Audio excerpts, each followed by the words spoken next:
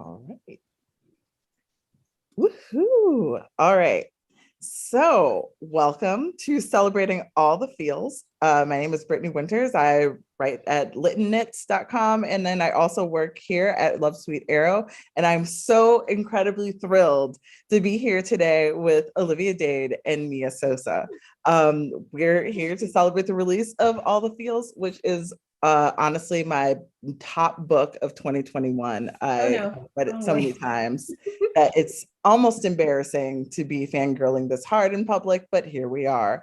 So to get started, just some quick housekeeping. If you have any questions for Olivia or Mia, please put them in the chat. Marissa will be passing them along to us so that we can ask them later on in the program. And please interact as much as you like. This is a fun space, a safe space, a possibly but not entirely promised NC-17 space. So we are just here to have a great time. So with that, Olivia, why don't you introduce yourself to the crowd who already knows who you are? I'm Olivia Dade. I write contemporary romance, rom-com primarily. And yes, I live outside of Sweden. I'm an American, but I live about 30 miles outside of Stockholm. And my book, All the Feels, came out this last week, and I love it. And if you read it, I hope you love it too.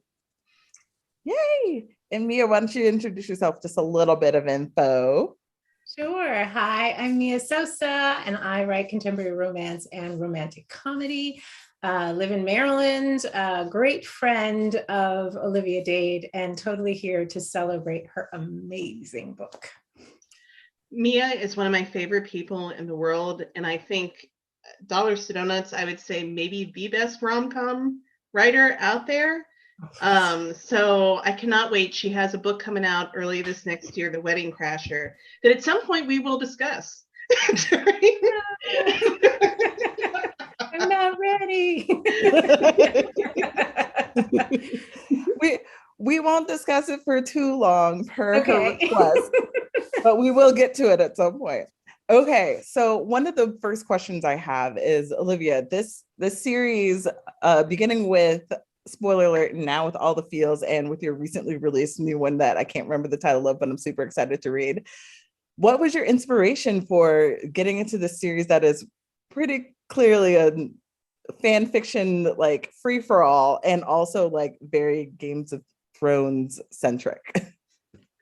So I did not actually watch Game of Thrones, is the irony, because I have a trouble with watching violence and sexual violence specifically, and I also was too cheap to get HBO, so I did not actually watch Game of Thrones. But when the final season came out, the first thing that happened was people started posting GIFs in the first couple episodes, all these GIFs of Jaime Lannister and Brienne of Tarth. And I am pretty much a confirmed GIF whore. So I was like, when I see like romantic, tempting looking GIFs, I often will jump on fandoms and start watching something because of those. I did the same thing for Miss Fisher's Murder Mysteries. So I saw these GIFs and I went to YouTube and watched a fan supercut of all of their scenes together, which is delightful because it gets rid of most of the violence other than the whole spoiler alert. But it also means that you don't have a lot of twincest in there, which was also good.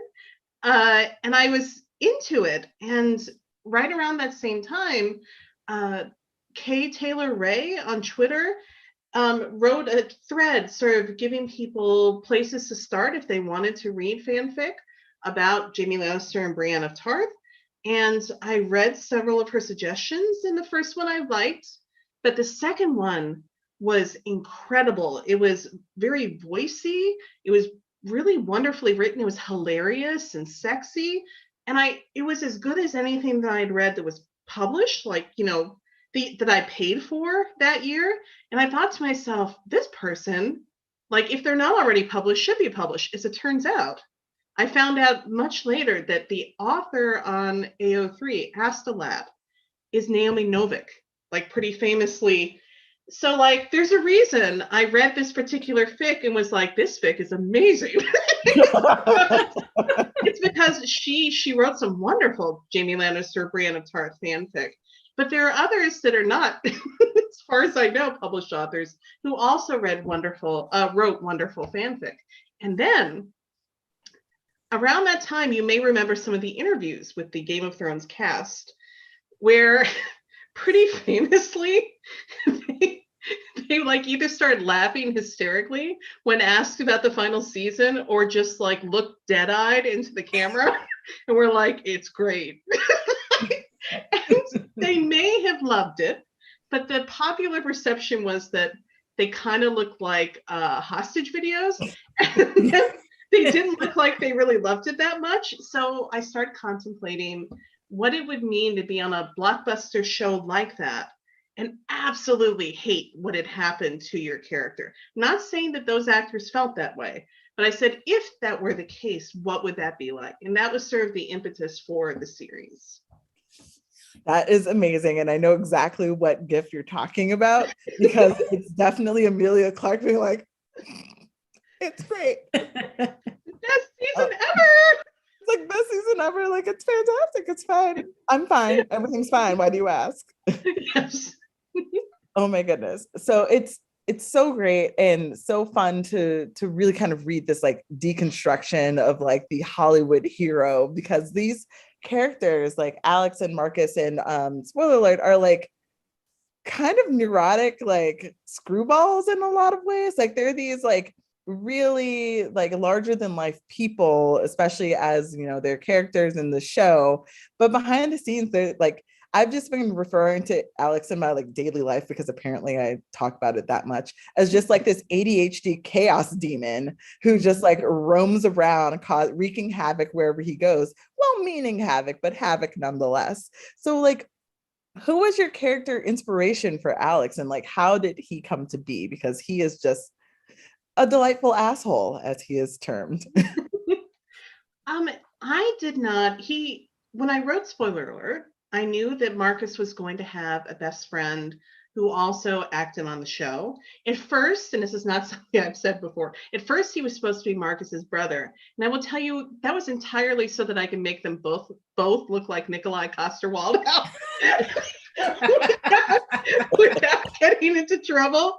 And my editor was like, Olivia, like cool it, woman. So we made him a best friend instead. But I did not plan out his personality ahead of time. And I almost always do, unless someone's not meant to be a major character. And he was not meant to be a major character. I was contracted to write a different couple for my second book. I was not contracted to write Alex and Lauren.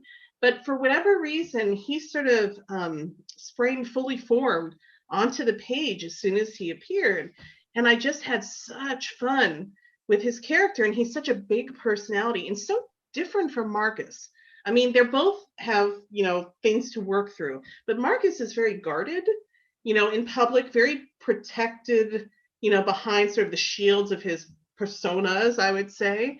And Alex is like 1,000% Alex at any given moment. He is a raging ball of emotions contained within, like barely contained within like a hot human dude. So like, they were a really fun contrast to one another. And I do know that in some of the Jamie Lannister Brienne of Tarth fanfic, someone may have actually, I don't remember exactly, may have used the term like delightful jerk or delightful, maybe even delightful asshole. I don't know. And I thought that is a wonderful description of like a character. And then I ran with it from there. That is awesome. Oh my goodness. So Mia, I know that we're not supposed to talk about your book too much, but speaking of delightful assholes, so let's start with the worst best man, because I would argue that Max is a delightful asshole. Like, he doesn't mean to be, but he kind of is. Yes, agreed. But your new book that you've been working so hard on, The Wedding Crasher, what are you willing to tell us about it? Oh, it's so hard. And, we talk all the time about preparing these elevator pitches for our books. And I have a real hard time coming up with elevator pitches for my books, but in particular for this one, I think because I feel like there is a spoiler every direction that I go in. And so I'm trying to be very careful about what I can and cannot say. And even people who have reviewed it so far and have tagged me on Instagram have been like, that's all I'm saying. I'm like, oh, okay. So they know too that it's really hard to talk about this book. But in essence, this book is one in which Dean, who like Alex was never intended to be a main character in a book, but just kind of came off the page as I was writing him in The Worst Best Man. So I decided to do the next story with him as one of the main characters. He's sort of on his life plan and expects that he's going to do certain things, including become a partner at a law firm by the time he's 30, get married, start a family, all of those things. And then his wedding is averted, rightfully so, by Solange, his love interest in The Wedding Crasher, and for good reason. And I think most people will be on board for those reasons. And then he, as a result of a job that he's, a promotion that he's trying to get, needs somebody to basically be his partner. And so she agrees to fake date him. And then they go off on like a roller coaster. It's so hard to explain this book without telling you the things that happen. So I'm going to work on that. But it's a ride, and it's meant to be a lot of fun, and I hope that people enjoy it, because I really just want people to sink in and be like, they are in the same way that Olivia describes Alex as like, a chaos demon. These two are chaos magnets. They just find it wherever they are, and so they just go on this ride and eventually fall in love. Yeah, I think that's an amazing pitch for it. Like, and I can't really judge, because like poor Brittany here was like, tell us your inspiration. And I talked for like 10 minutes. That was probably meant to be like a 2-sentence response. No, it was not. I love hearing all of the nerdy like insights of like what happens in the brain of a writer. And I think that everybody else appreciates that too, just because like we get the finished product of it. Like we get all of the like the fun parts of what you do. Like you guys are the ones who live it day in, day out, and struggle with the characters while they're telling you what they want to do, which is not necessarily what you want them to do. So like being able to hear like the inspiration behind it and then things that go into it is something that's just so like revelatory, and it just makes the reading process, when we end up inevitably rereading it later, so much more precious for us. So like, yes, long answers are welcome. And I can listen to Olivia talk all day. So I was sitting here like, hey, I'm just hanging out here watching. Suddenly she disappears, comes back with some popcorn. Like, tell me more. Olivia's still answering the first question 15 minutes later. Oh my gosh. Yeah, I mean, these books are just so full of feelings. Like every time I'd like have to talk about this book to someone, I'm like, it's aptly named All the Feels. And like there are so many feelings attached to it. Like there's also like it's like a love letter to fanfic, like both, spoiler alert, and All the Feels, which is just something so fun for me, because like most romance readers, or at least a healthy portion of us who grew up on the internet, so to speak, like fanfic is where we got our feet wet in like, ridiculous bonkers fiction, with no rules, no boundaries, like the wild west of writing. So like being able to like harken back to that in like a traditionally published book is just so fun for me personally. But one of the things that I was so curious about was like, how did you, well, this is so hard for me to even explain, but one of the things that I found so fascinating about this book, and also about spoiler alert, was this almost radical act of being perceived and seen by someone who understands you. And without giving away too much about the book, there's one phrase in there that like has lived rent free in my brain for months now. And it's, I know who you are. I mean, to me, that is always a very powerful moment, or it can be a powerful sort of thing that occurs throughout a romance, is the idea that someone could know you fully and still adore you and love you. Like that there's nothing hidden anymore. There's no more secrets that you are keeping. They haven't only seen the best parts of you, that you can be fully yourself with that person and they love you anyway, and fundamentally believe that you are a good, lovable person, that you deserve love and happiness, their love and happiness, and they want to give it to you. To me, that is the very powerful, the epitome of what I want when I'm reading romance, is sort of that moment or that feeling, because I think I would have a hard time reading a book and believing in a happily ever after if I felt like, but they don't really know each other. Like, how is this supposed to, how is this supposed to last long term if you don't really know them? And so, and for Alex, I think that is powerful in part because although he is always out there, there are assumptions that are made about him that are not always true. And even by many of the people closest to him, because he is sort of chaotic, they sometimes assume that certain things he's doing are because he's chaotic, rather than having sort of a real, his heart, his decisions he's making very specifically and deliberately because of sort of his moral code, rather than because he's just simply chaotic or impulsive, which he is, but that's not all of him. And part of what, the beauty, I think, of his relationship with Lauren as it grows is that she sees past sort of his public image or what people might assume about him on the surface. If I could just fangirl a moment here, I just want to talk about spoiler alert and all the feels and kind of the experience that I had when I read spoiler alert and was introduced to Alex. I, as a reader, and I don't know if this is what other people experience, but I absorbed Alex in the same way that I think people in general in this world did. And I was sort of like, what is he doing? He's just kind of out there doing whatever he wants and he doesn't really care. And oh my goodness. And I'm, watching this scene where he's basically trashing his career. And I'm like, what? And I'm tense and I'm anxious. And I'm like, what is happening? And then fast forward to reading this book, all the feels, and watching that same scene, having learned so much about Alex up until that point, and then also learning about the interior, learning about what was going on at that moment, how close he had gotten to Lauren at that point.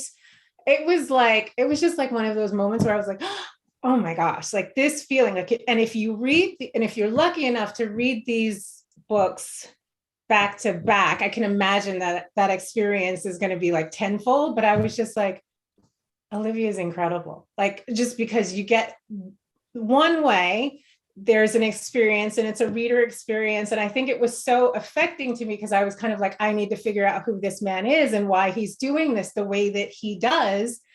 And then you fast forward to all the feels and you're like, oh my gosh, this is all of the backstory. And now I understand him. And what a moment. And sort of, it was like she led us into this moment and what it really meant to him and to Lauren and to Marcus. And I was like, oh my gosh, this is just craft but heart underlying everything. And I was just like, she's just amazing. I mean, I've known she's been amazing from the moment that I met her. I was like, she's one to watch. She's going to, knock the socks off of everyone.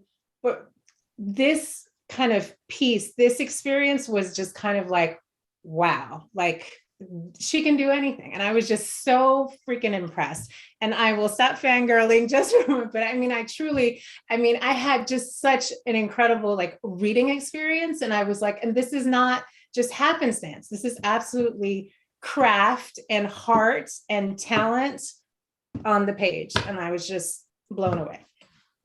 Mia, damn you. I'm sorry.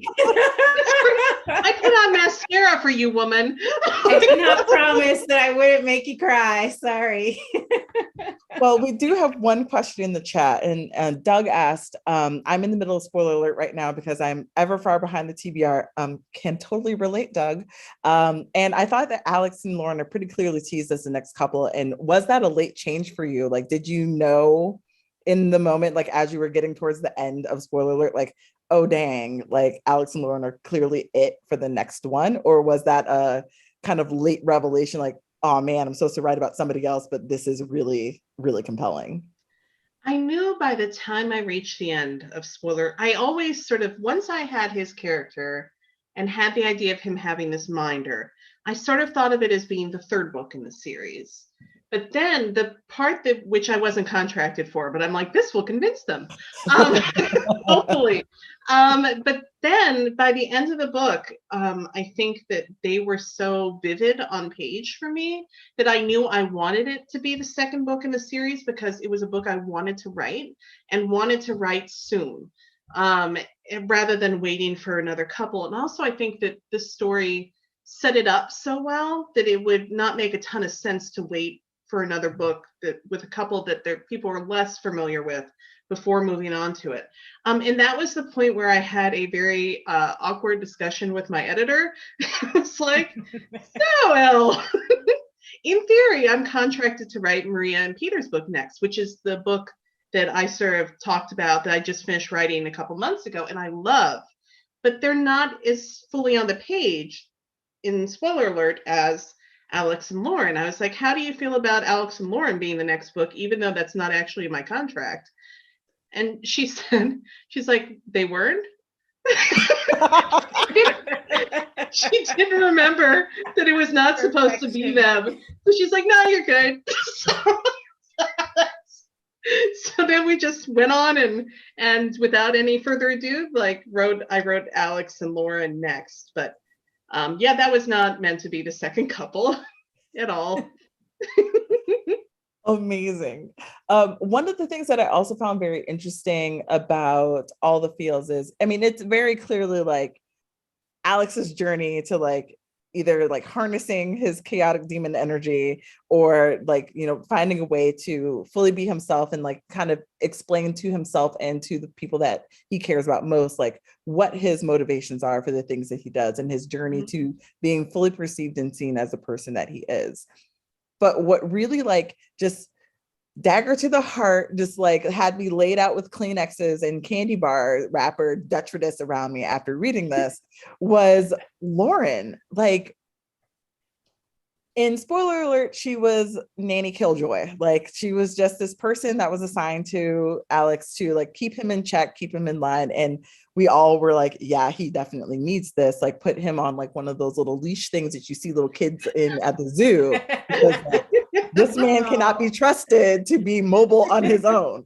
But when you get to meet Lauren and she's just this super capable and like by the book, like borderline like Terminator style, like minder, like getting to know her and getting to see her fully fleshed out on page was something that was like a marvel to behold.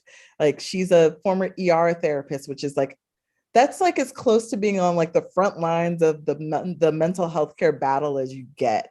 And to see her like taking those skills and just applying them to what feels like at the very beginning, just a very spoiled like man child, like it feels like such a stretch. But for her, like watching and experiencing her burnout in real time was something that just like made my heart ache. So like, what was the inspiration or impetus behind having this person who saw herself as only being useful and not being capable of being loved? I I always envisioned Lauren as someone who was a person with like unimpeachable integrity, and that when she's guarding Alex, sort of keeping him, keeping him in line, that's not simply sort of because he calls her a killjoy, but it's because she wants to not only do her job, which is important to her, but she wants to protect him. Like even from the beginning, when he sort of taunting her, well, what would you do if I did this? What would you do if I did this? And part of it was like, what if I ended up in the hospital or whatever? And she's like, well, or in jail or whatever it was. And she said, well, I would call Ron, her cousin, one of the showrunners, but I would call your team, like your agent, your manager, whoever you have, your PR person, to sort of so that they could get in and sort of advocate for you too. And like, for me, Lauren is obviously much quieter than Alex, but my hope was that she would be, in the end, sort of equally powerful. Her story would be equally powerful, though quieter, on the page, because I think there are a lot of, and it's not only women, but I think there are especially a lot of women who are taught to demand as little of the people around them as possible and to be of service, but not to ask for anything themselves. And particularly if they're not people who, for whatever reason, have been valued by the people around them. It could be because of the way they look, or it could be, for a variety of reasons. That sort of you're taught to, as I've said, sort of in the dedication, not to take up space in the world, because everyone else is sort of more important. Your job is to serve everyone else and never to sort of focus on yourself. And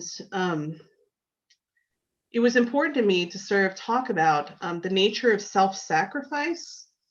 And sorry, this is not at all probably what you asked, but both Alex and Lauren are very self-sacrificing. And that's something that I think in romance novels is often sort of lauded as sort of like, it's great, they would burn the world down for their significant other, right? For their love interest. And I sort of want to look a little bit into what if it weren't so great? Like, what does that mean to be willing to burn your world down and to sacrifice your happiness for your love interest? Like, sometimes maybe that is a laudable thing, right? But sometimes it says something also about how you value yourself, or sort of what is driving you. And both she and Alex are self-sacrificing for very different reasons and in different ways, but they both sort of need to question why.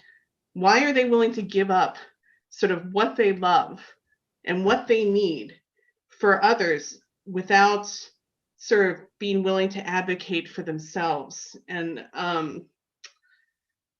anyway, sorry, that was probably not, but Lauren broke my heart, and hopefully by the end, in the epilogue, hopefully that was healed in me, and hopefully that is healed in the reader too, that like she sort of learned to take that she is important, and that what she needs is important, and that she deserves to be treated well by the people around her.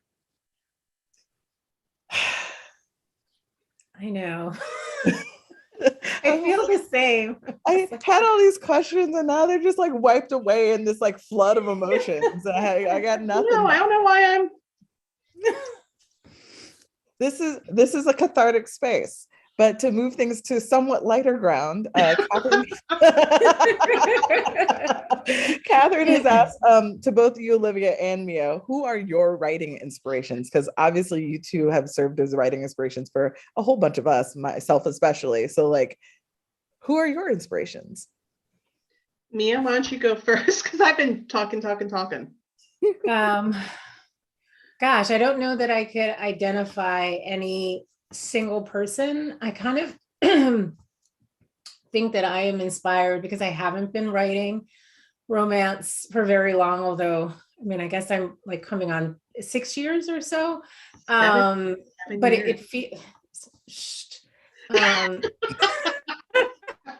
doesn't feel like I've been doing this a long time. And I think the thing that really inspires me are like it's the romance community in general. I feel like there is such depth and such care. And so there are people like Olivia who, I think make me reach for kind of what I want to be as a writer. There are people who have really thoughtful discussions about what we want romance to look like.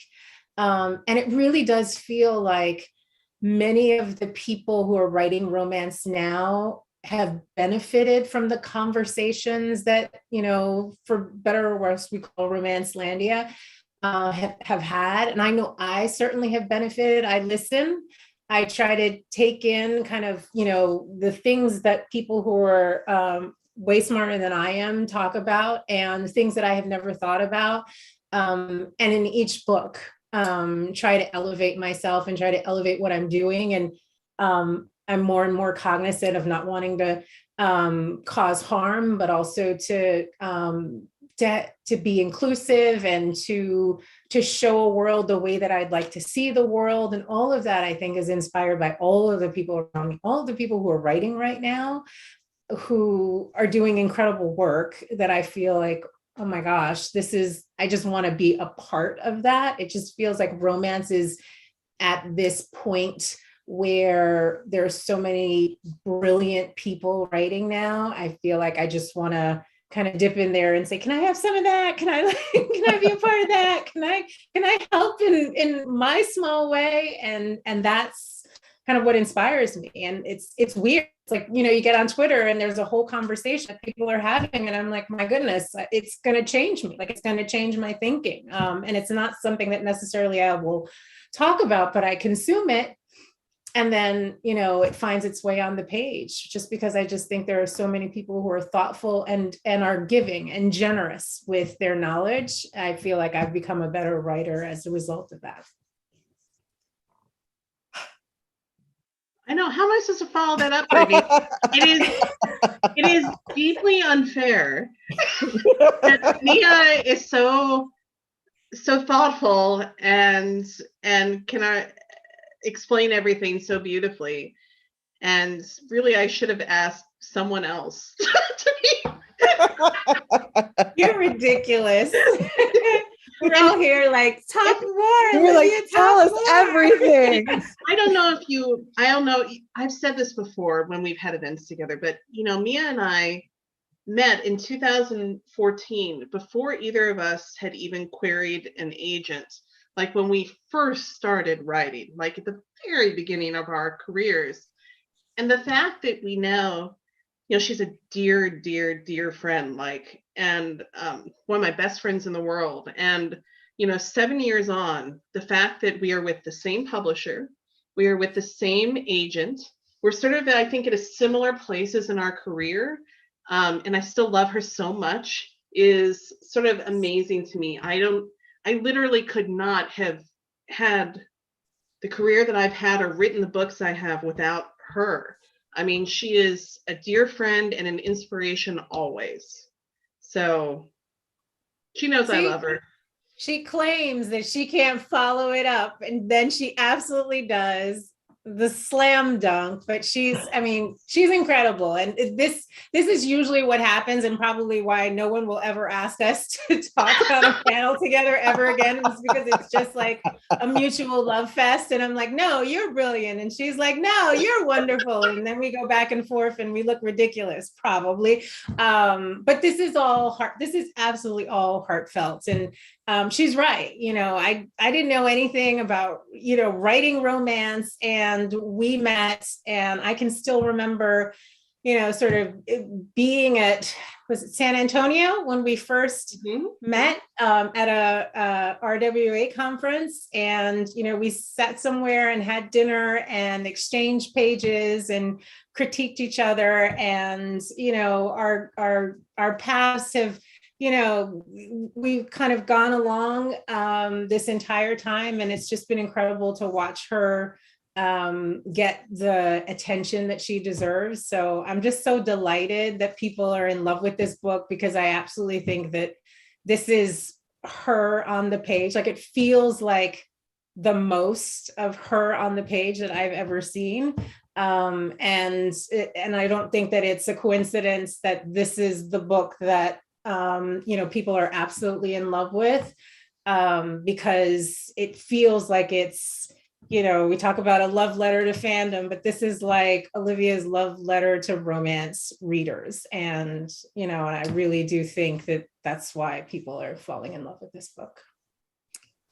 I would have to agree with that statement. Like this book does feel like a love letter to like Romancelandia, like from Olivia with love. Like it's just like, it's a book that haunts me in the best ways possible. And like, I have been shouting about this book since I think I first read the advanced readers copy in I think like June. So it's been 5 months of me like bullying my friends and like starting at spoiler alert and then like dragging them through your backlist. Like I have like threatened multiple fictional characters in the Marysburg world on Twitter recently, and I'm just like, has happened to my life that this is just like taken over? Like I distinctly remember being like, who hurt Martin Krausen teach me I just want to talk. And and it's just like a testament to how well built these worlds are, how developed these characters are, that they're people that we fall in love with. And it's just like there, for example, in All the Fields, there is a gesture that is beyond grand gestures. It's very reminiscent of fanfic things that happen, and I can't give away too many spoilers for this one, but there's a particular gesture that happens towards the end of the book, and it's done with like no knowledge that the love interest will even know that it's happened. And I read it and I physically swooned, then wheeled on my husband and was like, why don't you love me this much? And then he just looked at me like, I'm just eating my pizza. What are you talking about? I love it. And the fact that these books have like my heart in such a vice grip is just like a testament to like how wonderful romance can be. Well, thank you. I mean, I really loved this book from the beginning, even when it was absurdly long.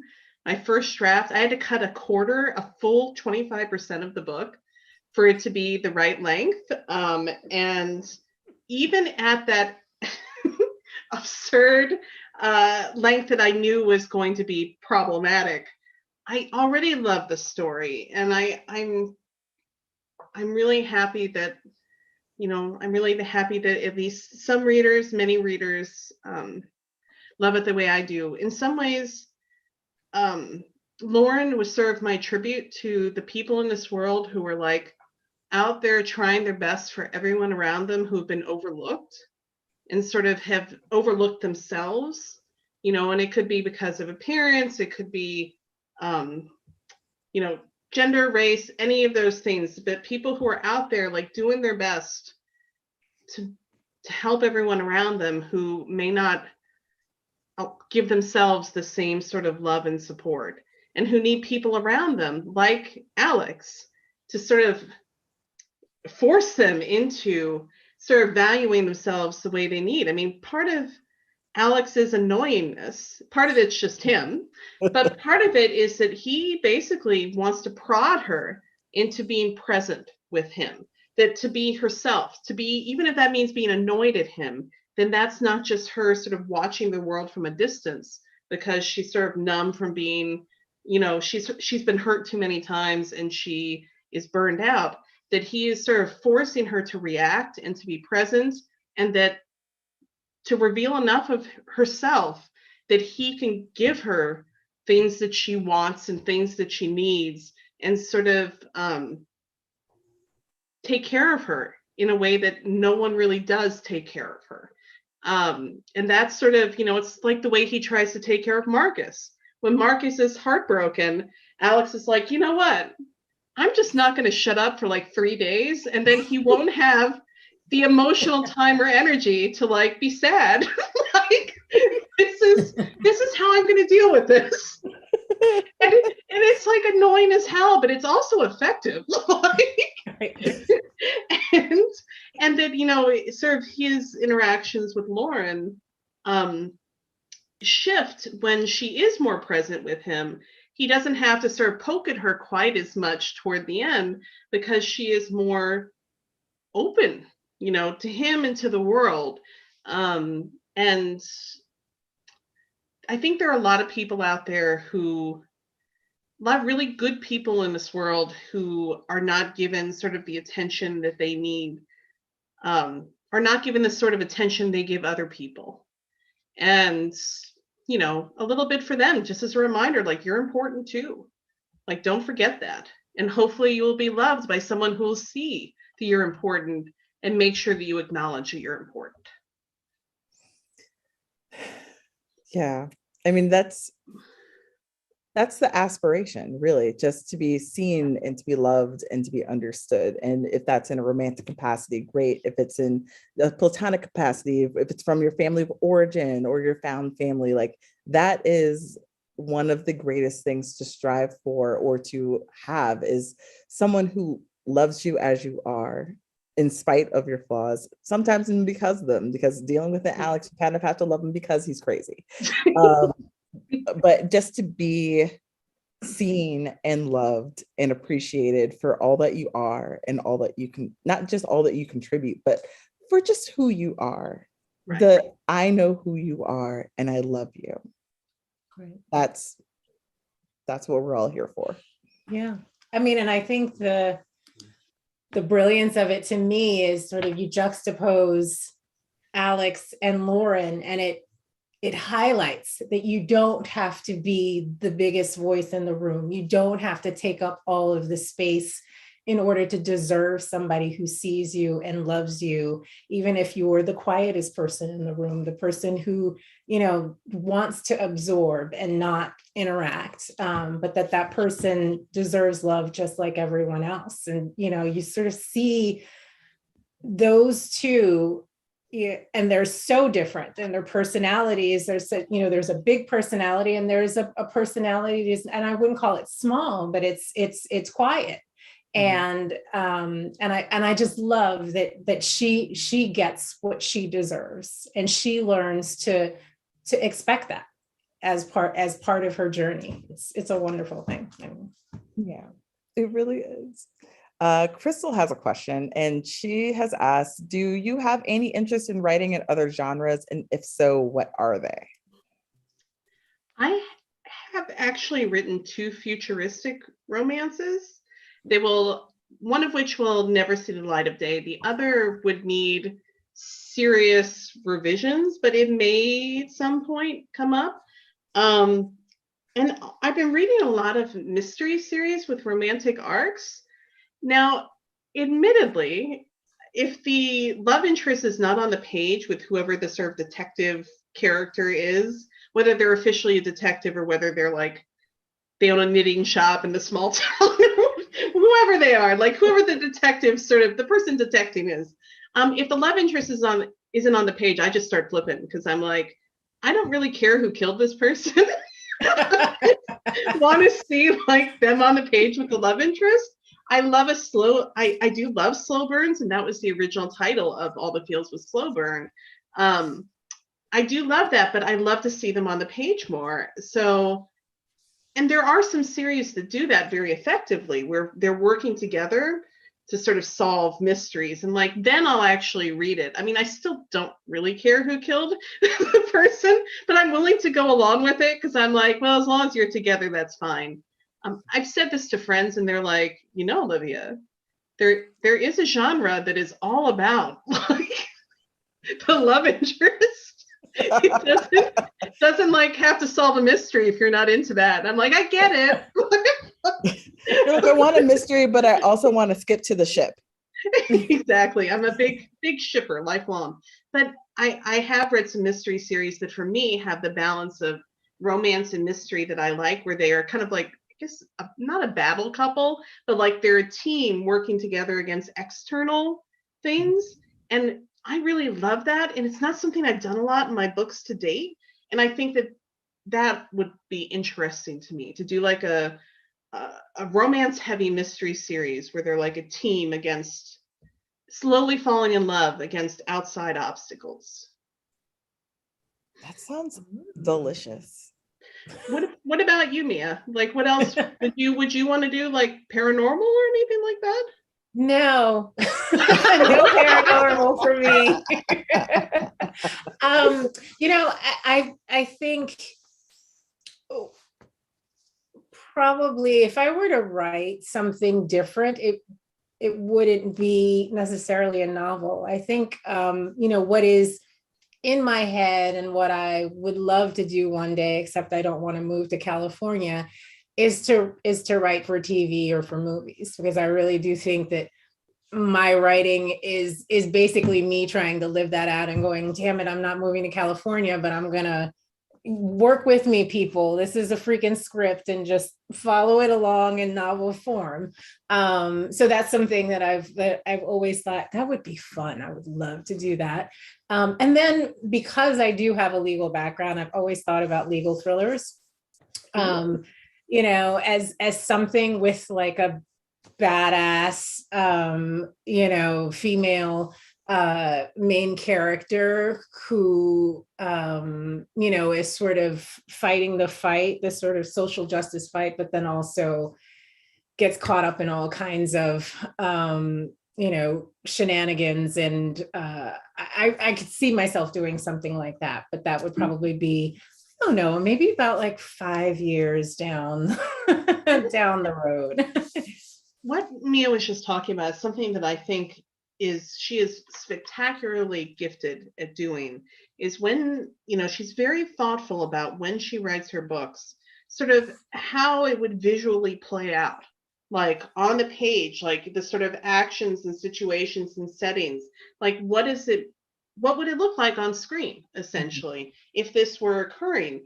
And I do not have this talent. Like, if it were up to me, like all my books could be titled Introspection and Sex, the novel. So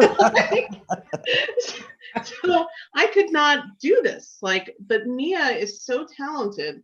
First of all, at coming up with high concepts, like these immediate hooks that are just fascinating and make you want to read her book right away. And then putting that on page in a way that is so lively. I mean, it's hilarious and it's great writing, but it's also so visual and like lively and full of energy on the page.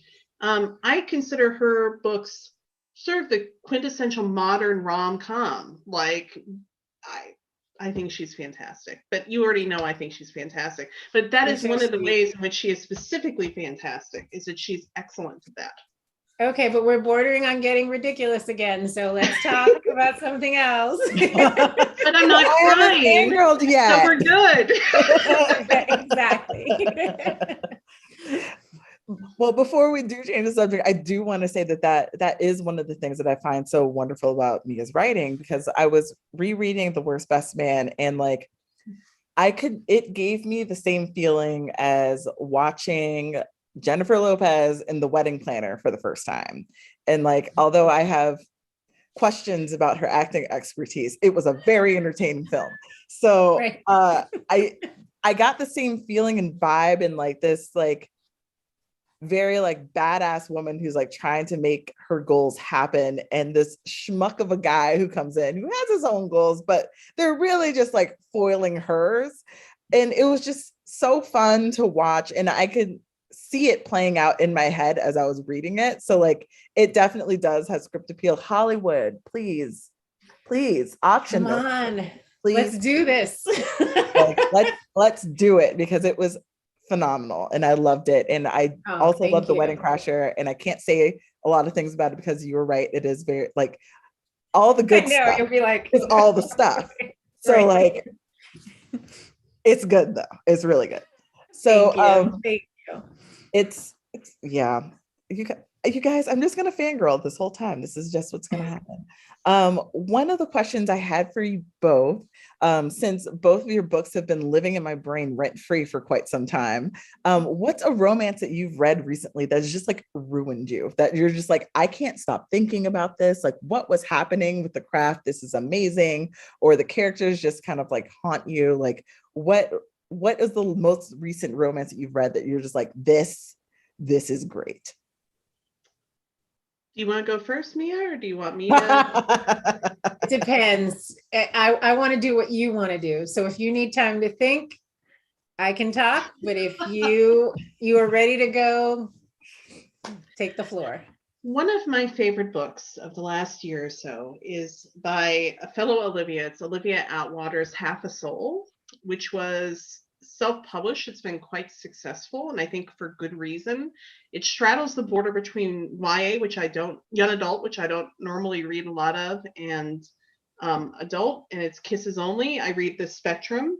It's an idea that it's sort of set in a faux Regency world, but with magic and fairies, but not like happy, kind fairies, but like malicious trickster fairies. And she loses half her soul. And it's sort of an allegory, I think, for neurodivergence, because she processes emotions in different ways, in a different way than most people. And part of her struggle is, part of her story is finding people who appreciate her and see her as a whole person and see her for who she is, including her love interest, even though, again, she thinks differently and speaks differently because of that. And it's super swoony, and it's simply written, but written just so beautifully. Like, she talks about that she doesn't have immediate emotions like most people do. She has what she calls long tail emotions. So that it's like things, powerful emotions, she feels them sort of over a span of time. And people who love her and that make her feel good, she calls it like a lantern warmth in her chest, that's what it feels like to be near them. And like there's descriptions like that throughout. Like the book is not that long. Again, it's quite simple. It's very sweet, made me cry. Although, again, you wouldn't know it from tonight, but like I don't usually cry like all the time. And it also talks a lot about class, like in a very gentle way, like says a lot about like class issues. So I think it's great. I love this book. I basically, I bought it for Emma Berry, another dear friend of mine and wonderful writer. I bought it for her specifically to force her to read it because I knew she would feel guilty if I bought it for her if she didn't read it. So like it was actually really mean of me, like coercive to buy it for her because I knew then she would have to read it. And she did, and luckily she loved it, so she forgave me. I mean, is it really love if you don't bully your friends into reading your things? Exactly. All right, so what about you, Mia? What you got? So a lot of my reading these days, which is really important to me, I am really, really interested in making sure that I, support authors of color. So I read a lot of books that have not yet been published, advanced reading copies for blurbs to support. And two books that I've read recently, one by, again, a dear friend. So full disclosure, like I want to be clear, like Tracy Livesey is a great friend of mine, but I also read the book that is coming out. I believe it's now in June of 2022, and it's called American Royalty, and it is fantastic. And it's basically a book about a prince who does not want to be in the limelight and an American rapper, and they actually come together as a result of a charity benefit concert that she's been invited to. And it's just, she brings you into this world, and it is like a fully realized world with, people who I could absolutely see on the page. Again, it's like very cinematic, and I was just blown away. And then there is a debut author. Her name is Natalie Kanya, and she has written a book called A Proposal They Can't Refuse.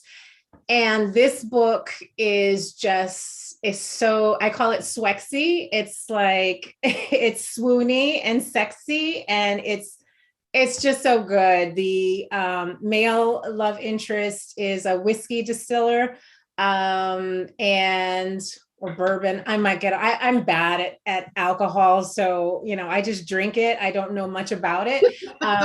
And the female love interest is a cook, and she's helping her family with the family's Puerto Rican restaurant. And it is in the same way that I say Olivia's book is a love letter to romance readers. This is a love letter to Puerto Rican culture, and I am Puerto Rican. And so I was just I just gobbled this book up. It's so good. And that one comes out, I believe, in June 2022 or July 2022. So 2022 is going to be a really good year for books because there are some great books coming out. Yep, including The Wedding Crasher, yes. Yes, that will be in April 2022. Yeah. That's okay. You don't have to talk about it. We will. Just like, yeah, The Wedding Crasher. You should totally pre-order it. It's great. Okay.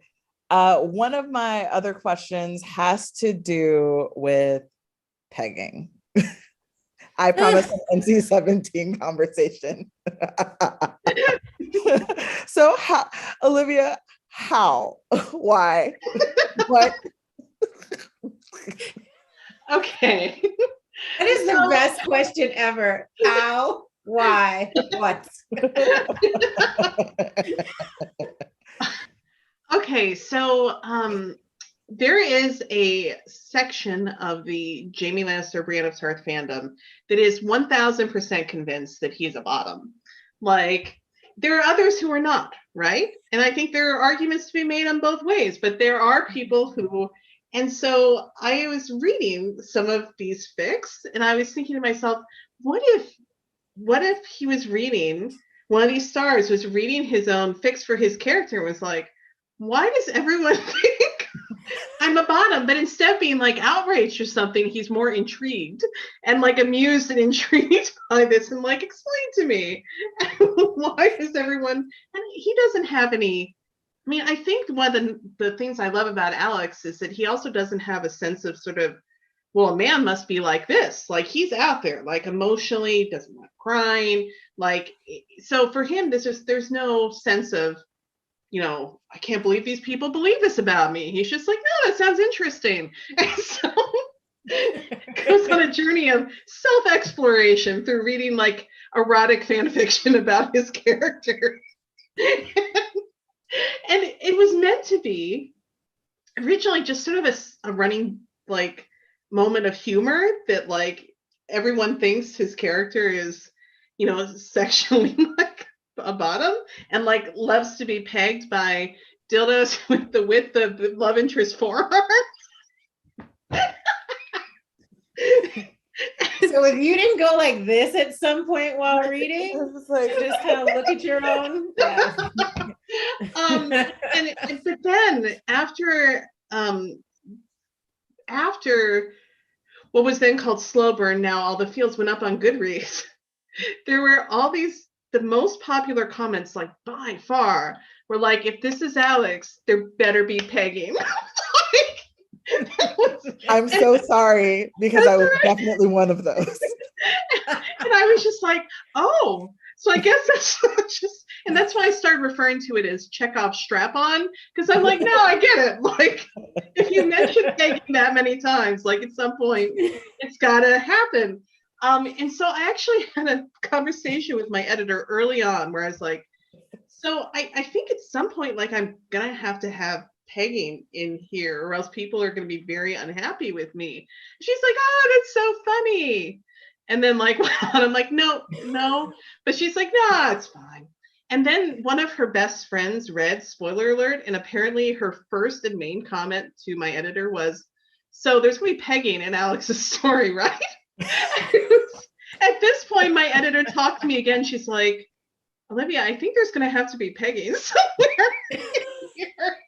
And I'm like, yeah, except that I gave her a draft that was 133,000 words and it was a slow burn. So like the sexual sort of part of the book happens toward the end. It happens in the space of like 48 hours, right?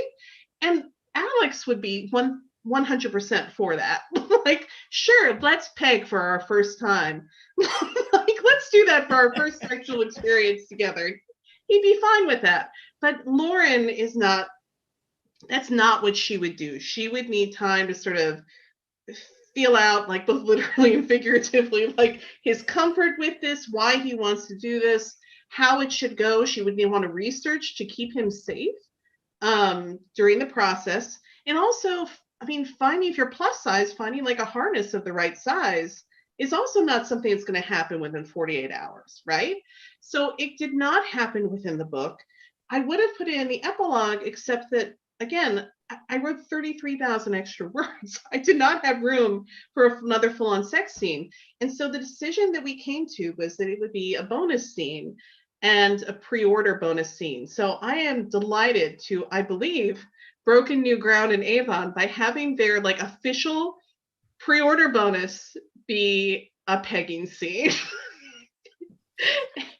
The first And round in out, true Olivia Dade fashion, in her promo, she of course said, "I'm so delighted that Avon has gotten behind me on this effort."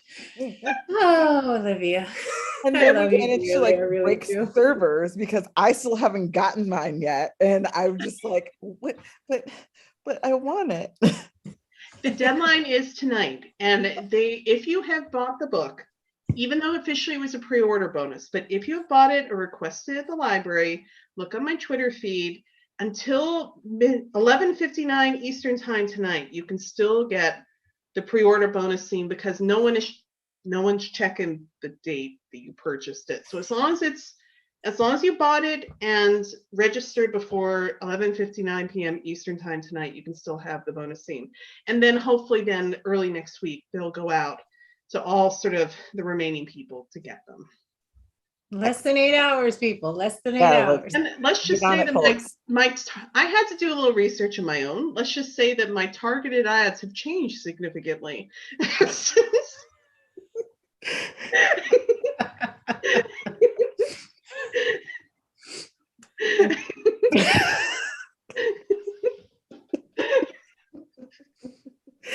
That's like my number one fear in researching and writing things. Like there are certain things that I don't want the NSA agent assigned to me to know or to suppose or to guess about me. Well, whoever's tracking me, I hope they enjoyed that little interlude.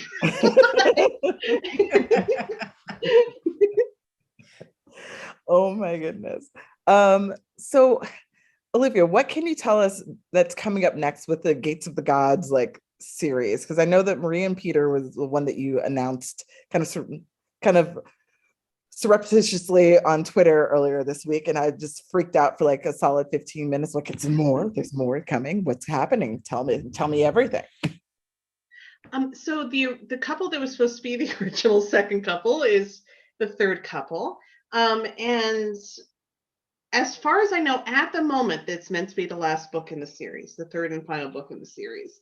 And Maria and Peter are friends with the cast, but not on the page with them a lot because their characters on the show are shipwrecked on an island off the coast of Ireland. And basically, they're the only two actors on that island, filming on that island for 6 years, along with a small crew. The premise of the book is you actually sort of rewind and go back in time to when they first meet. And Maria is going for final auditions for a role in Gods of the Gates, the second season. And she's Swedish as a theater actor in Stockholm.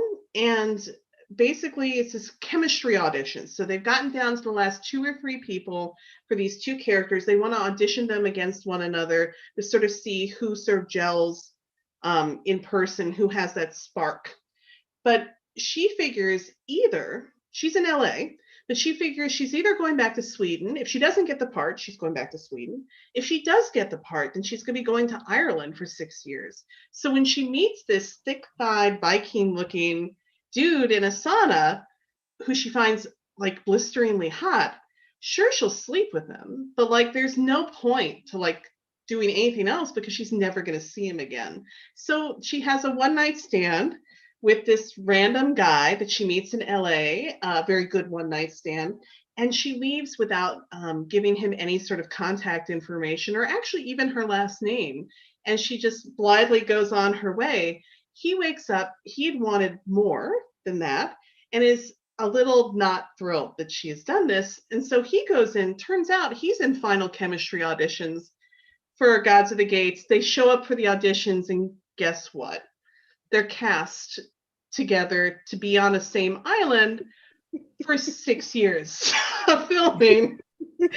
And because forced proximity is my jam.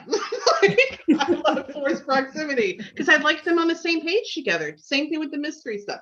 I like them on the same page together as much as possible. So I just finished writing it a couple months ago. In theory, it's called Shipwreck, 2 words, because shipping, you know. Yep. But I also, my favorite sort of alternate title is Only One Island. And I love, one of my goals for the series is to show, and my work in general, is to show fat women with different relationships to their body. So like for April, she's had to work through body image issues and sort of set up boundaries. For Lauren, it's not so much, I mean, some of it probably has to do with her appearance, but like she's sort of body neutral, if that makes sense. Mm-hmm. And Maria is like, yeah, I'm super hot. Like, Maria is super I mean, she's not confident in all areas of her life, but she has zero like self-doubt about her own, like her body or her attractiveness or her desirability.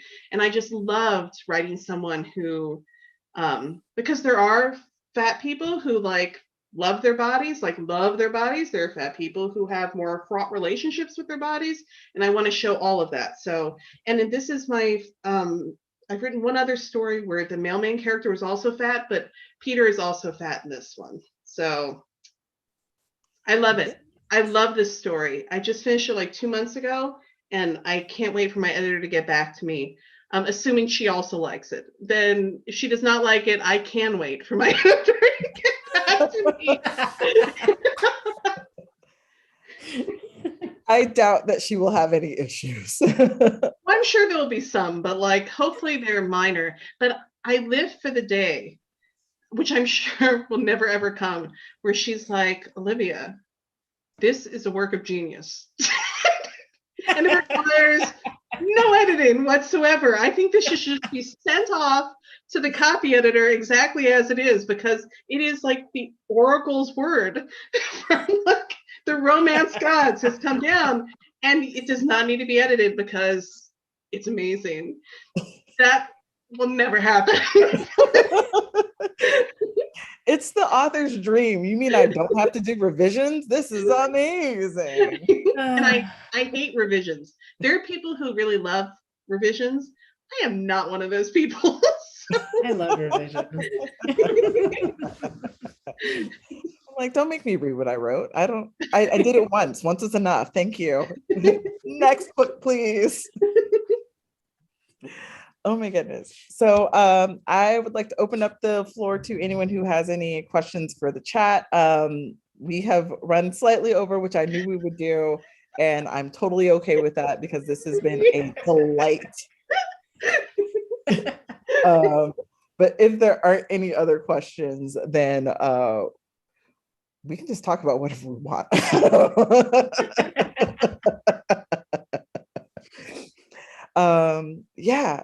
It looks like we don't have too many more coming in right now, but we did get to ask some through the chat earlier today, so this has been so much fun. I'm so happy that All the Feels is out. Everyone should buy multiple copies, get it in digital, in print, an audiobook, all of it. All of the Behind feels. me, I've got multiple copies. I know. If you need copies, I've got them. And if you order from Love Sweet Arrow, you can get a signed book plate from Olivia herself, which is so exciting. Yay. I've got mine, and I normally just use them as bookmarks, but I'm like, this one has to be stuck in there. Like, it's never leaving it. It's gonna go on the page. So this has been such a delight. I'm so happy to have gotten the opportunity to speak with both of you. And also like another quick promo that will make me a cringe. But yes, the Wedding Crashers coming out. Add it to your Goodreads want to read shelf, please. And if on the unlikely chance that you've not read The Worst Best Man, again, I think this is one of the pinnacles of modern rom-coms. I think you need to read The Worst Best Man. Yeah, so this one saved my life last year. So like this one was so good. I mean, if I had to be trapped in my house for months on end with a house full of extroverts, this is the best possible escape for someone like me. Thank you. Also, if you want to support someone who is a wonderful writer, but also an absolutely wonderful person, that is Mia Sosa. So like you can feel good about also supporting her because she's amazing. And like, I'm not doing this with you anymore. All I wanted to do was talk about this book. People, stop. Let us love you, Mia. Let us love you. I'm very bad at this. I need to take some lessons from Lauren.